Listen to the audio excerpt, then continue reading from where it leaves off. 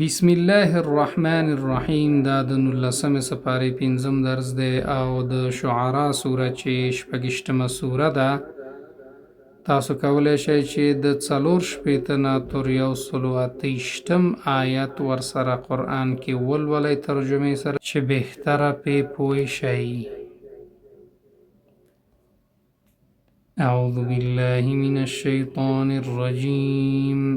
وأزلفنا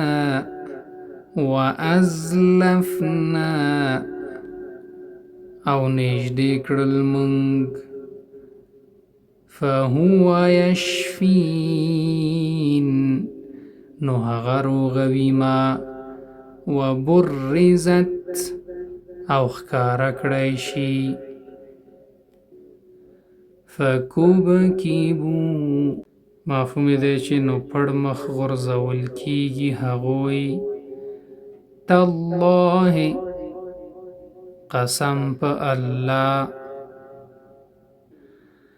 ولا صديق حميم او نه دوست مهربان فی الفلک المشحون په کښتۍ کې ډکه کړی شوې اتبنون آیا جوړوئ تاسې بکل ریع په هر لوړ ځای مفهوم دی چې په هر لوړ ځای تعبثون مفهوم دی چې لوبې کوئ تاسې. نو که غواړئ چې دا درسونه تاسو تعقیب کړئ په انټرنیټ کې او زده یې کړئ نو طریقه یې تاسو ته ښیم چې څه رقم کولی شئ چې غونډ درسونه تاسو د اول نه اخره پورې تعقیب کړئ. د ټولو نه مخکې باید اول یوټیوب خلاص کړئ، که موبایلي ټابلیټي یا کمپیوټري. دغسې تاسو ته به دغسې سرچ بار د یوټیوب ظاهر شي. نو دې ځای کې به تاسو دغه قسمت کې ولیکئ چې 2 ټي وي، فاصله به ورکئ ټي وي.